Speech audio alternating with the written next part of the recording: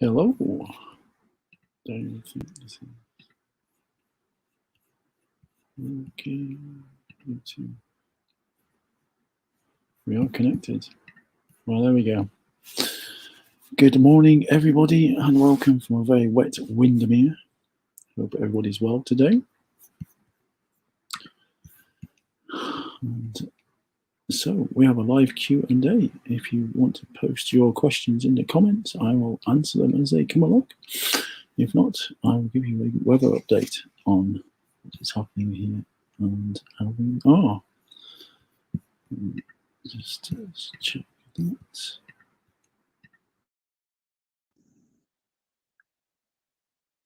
There we go. Okay, good morning, everyone. How is everybody today? I hope you're well. Hopefully you can hear me as well. So, it's been raining all night here in Windermere, and the weather is awful. But still, we're going out for hill sprints later, which will be interesting. So, but anyway, so it's I had a very good breakfast this morning. Alex Myers is a chef, I will tell you that. Scrambled eggs with tomatoes, mushrooms, and spinach. Very healthy. And a slice of sourdough bread. So it was excellent, very tasty indeed. So, yes, so our question is on eating, eating sensibly, not getting yourself over worried about what you're eating. Because I've been posting every day in May some habits, some tools to get away from binge eating. And I think it's important that when you're doing this, you look at them. But I think people demonize food too much. They demonize what's going on with it. They make it so that you can't actually. It creates more problems than it causes. Now, obviously, if you've got an addiction for food, there's a period of abstention you have to go through. Okay, because that's just part of understanding your food groups and what triggers you.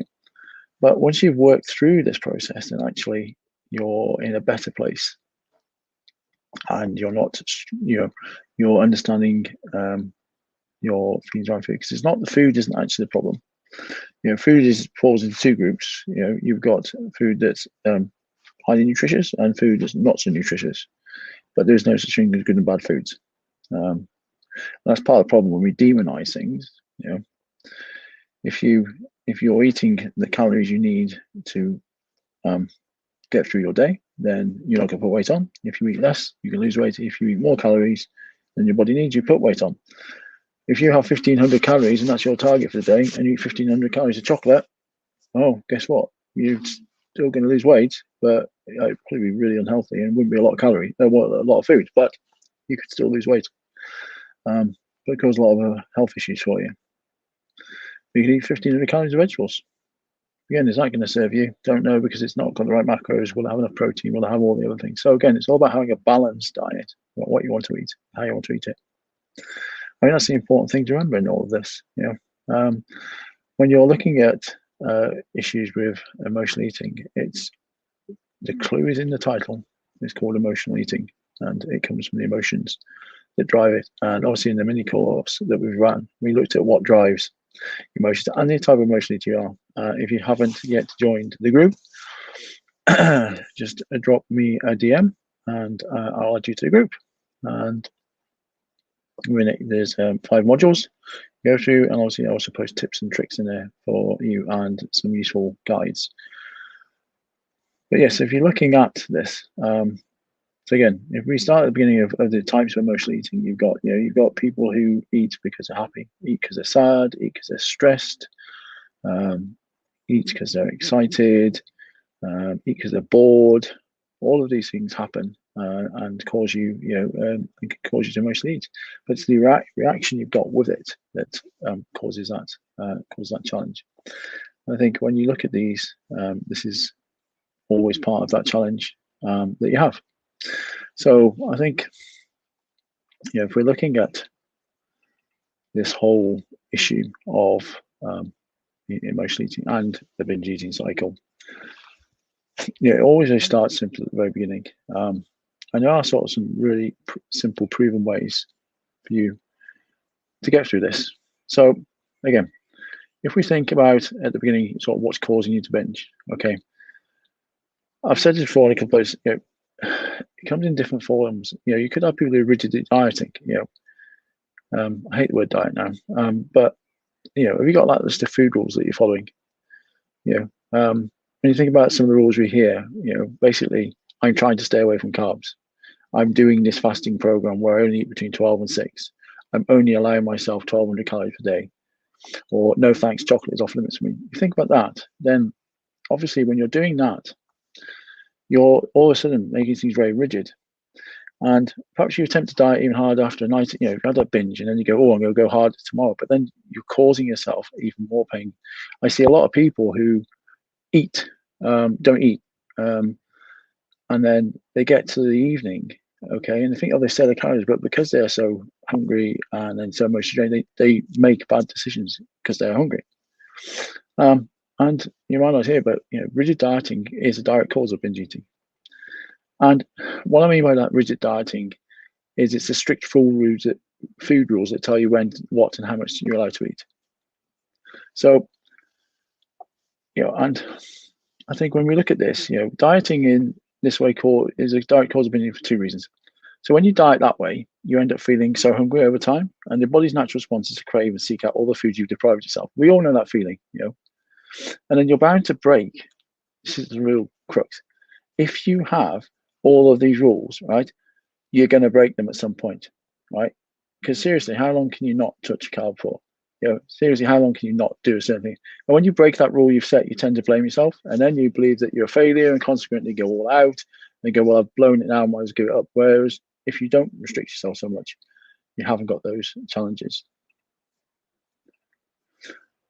And another thing as well, this is an interesting piece of research. Severe dieting increases the risk of binge eating by 18 times. That's proven by a study by scientists.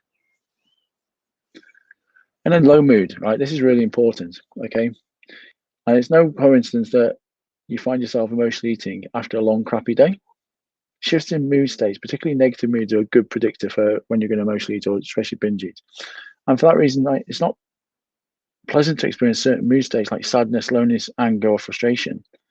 So instead of you sort of experience them or embrace them, what you can try and do is best to escape or avoid them. And what better way to do that through gorging on your favorite foods? It brings out immediate pleasure. Think about that hit. You go in, you see those chocolates, you see this biscuit. Oh, I'm so stressed. Oh, right, I'm going to just eat that because you've got that link in your brain of that pleasure. So it's a short-term hit, and it just gets rid of it straight away. And again, it's that natural response of the body. But the problem is, however, when you always feel worse off at the binge, but then you just repeat the cycle and you go over and over again. And then you feel bad about yourself. So, and then number one is sort of like overvaluing your body. Are you placing too much importance on what you weigh or what you look like? That self-worth, that view, the social media is driving this perfection. I'll give you a tip. I will never ever have a six-pack. Genetically, I can't have a six-pack. I can't. It's just genetics play a big part in it, whether you can have it or not. I can have defined stomach muscle, ab muscles, but I'll never have a six-pack. It's just the way it'll be. But how you dictate it when you look in front of the mirror. And again, scales. It's a measure of weight. It's a good way to track if you're losing weight. But again, think of the damage it can cause you.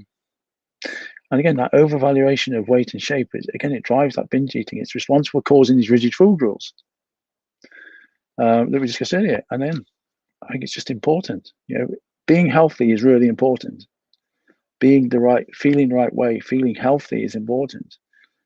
But again, trying to match somebody on Instagram. Remember, Instagram is not real. It's your snapshot of life, that the perfect life they want to see. They never show you photos of what they look like in the morning.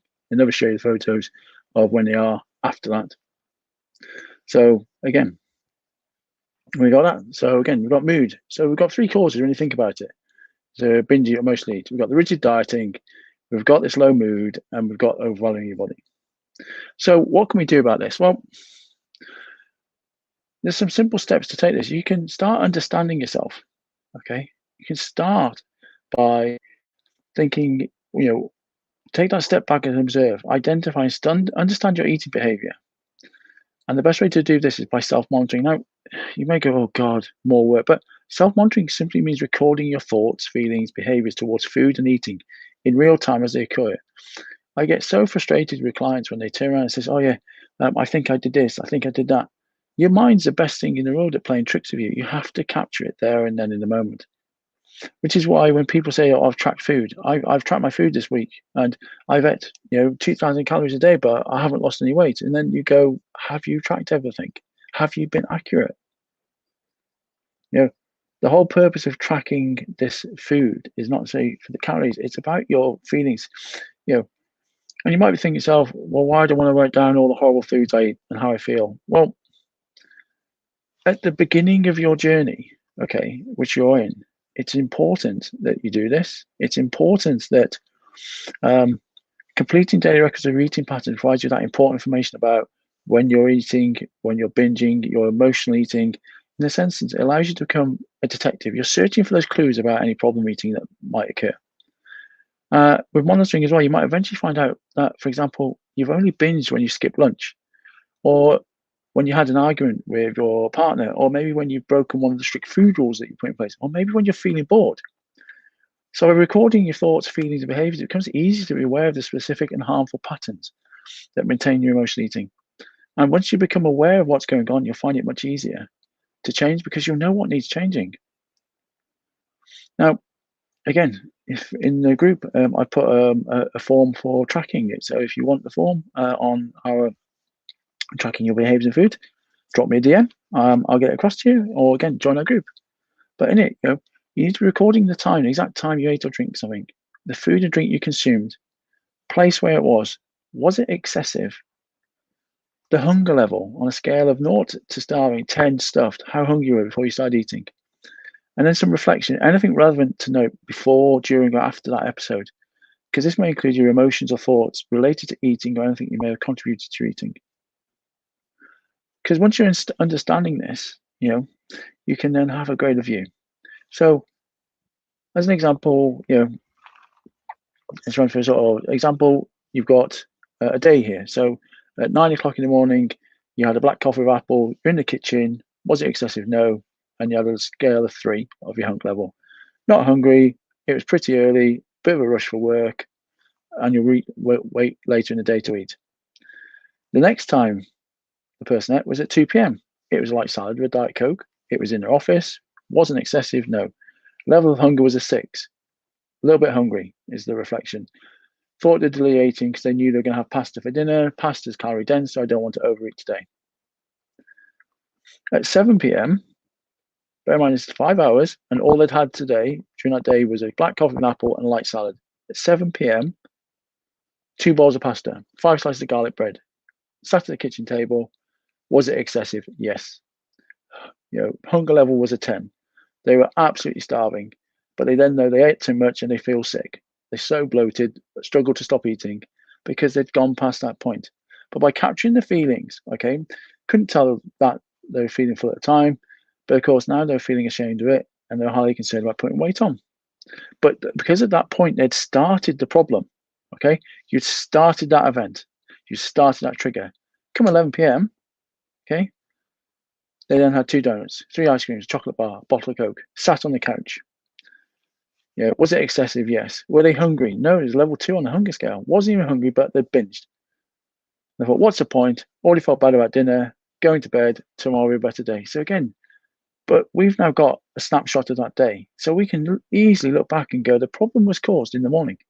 The problem was caused with the thought pattern of, oh, I'm eating pasta later in the day. If they'd had an eating plan and tracked their plan and understood what they're eating, they would not have got to 7 p.m. They would have ate something and they would have felt full throughout the day. So by using that monitoring form, again, you can capture this information and get yourself on top. The next step you can do is about eating regularly. Okay, start eating, and by eating, I'm talking about 3 meals a day and a couple of snacks, because then you're eating within your time. So by doing that, you're releasing your ability to binge at the wrong times. You're feeding your body at regular intervals. You're keeping it going. You're then using it. Now, eating regularly tackles many harmful forms of dieting. food binge. It usually means like fasting, meal skipping, overall under eating. Because by eating this way, you easily eliminate the sort of well-known causes of binge eating. Like you're not going to feel tired, you're not going to feel low, you're not going to feel apathetic. Because when you're feeling these ways, you're more likely to binge. And what's important as well is that more than 80% of people cannot sustain the weight loss for a diet because diet in itself is talking about restriction. We're now here talking about an eating plan. We're talking about things that are going to serve you, that aren't restrictive, don't have an end date, is a way of life.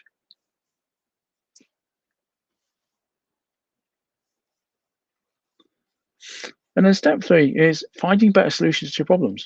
Again, if you're someone who tends to emotionally ease when you've had a bad day or when you're feeling particularly bored or low, then this is a central step for you. Because remember that emotional eating serves a function for you. It's a coping strategy.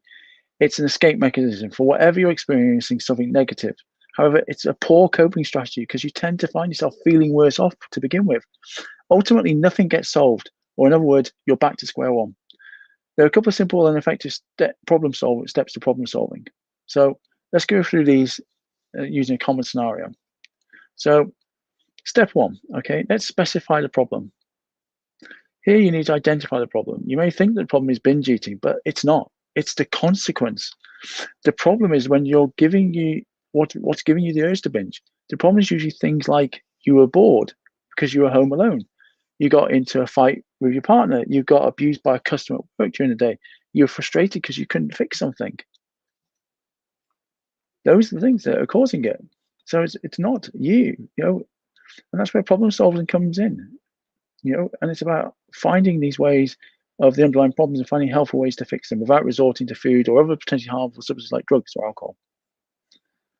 And then step 3, let's think about finding better solutions to your problems. You know, think of many solutions to problems. So say you've correctly identified the underlying problem. Okay. Next, you need to think outside the box and in your mind, think of as many solutions to the problem as possible. Don't hold back with the solutions, right? They can be as crazy as you like.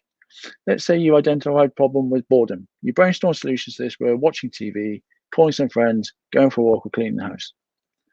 Then step 3, think through the implications. Now is the time to think through the consequences of these solutions. What would happen if you implemented all the solutions you thought about? So, for example, if you chose to watch TV, what would happen? It's likely that sitting around on the couch will only increase the urge because it would be boring. What about calling some friends? Well, this might distract you from the urge because you and your friends usually talk for hours on the phone, laughing and joking. The likely consequences of your possible solutions need to be thought through carefully. And then step 4, pick one, pick a solution. So you've thought about the consequences of each solution. You've realized that a few of these solutions pose a problem because they'll only increase rather than decrease the urge to binge. And you don't want that because you'll end up feeling much worse if you act. So on these edges, so you need to pick the most appropriate solution. The one that will prevent the urge or the binge or the emotional eating, the one that will allow the urge to pass. After all, urges only last for a short period of time. Once you've selected the best solution, act on it. Assess how effective it was. If it wasn't particularly effective, then you should really ask yourself whether it was the right solution to choose. And remember, problem solving is an excellent tool, not only for helping you address any emotionally charged binge or eating, but also for helping you navigate effectively through life's many problems. At first, you need to consciously think about these 4 steps in order to successfully master the technique, but over time, it becomes automatic to you. Problem solving does. And so, for thinking through your problem, identifying the appropriate solution to it, you're less likely to act impulsively. And then, fighting food anxieties.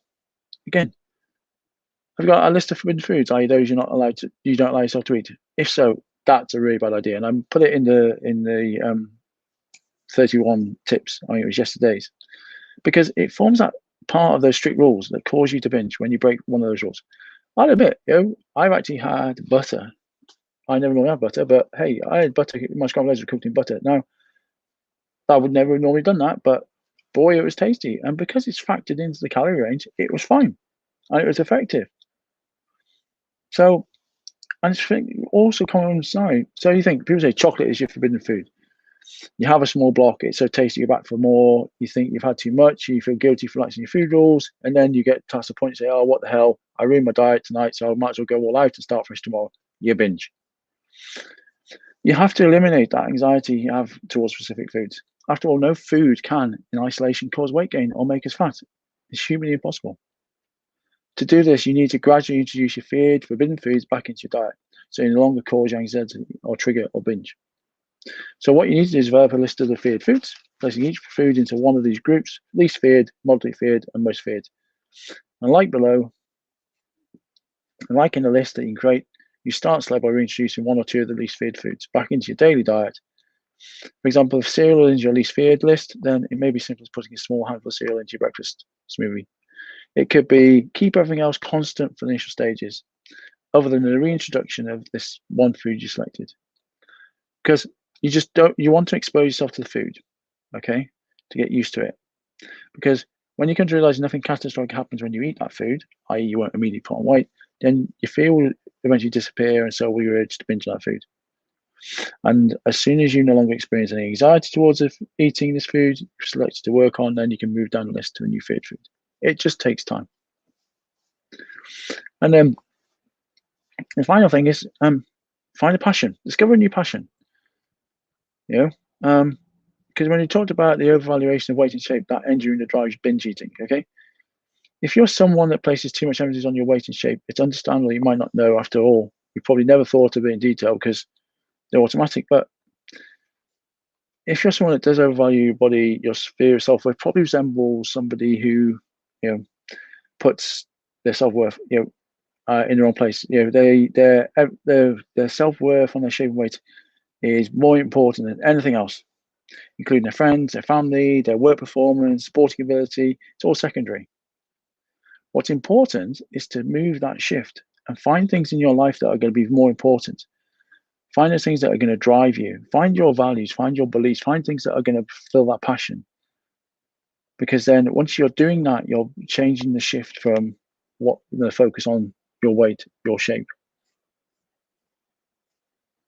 So by doing this, you can start looking at activities, ones you've always wanted to take up.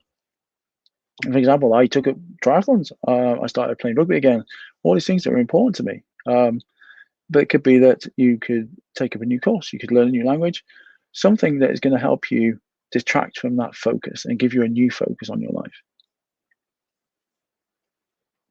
So, but remember, all of these things take time. Okay. Nothing is a quick fix. Even if you're learning a new language, you're learning a new skill, they're still going to take time. But that is part of the journey. That is part of allowing you to have that distraction and having something that will transfer that. And then all of a sudden it can become a new passion and get you into a new hobby. And then you can really immerse yourself into it and take over from it.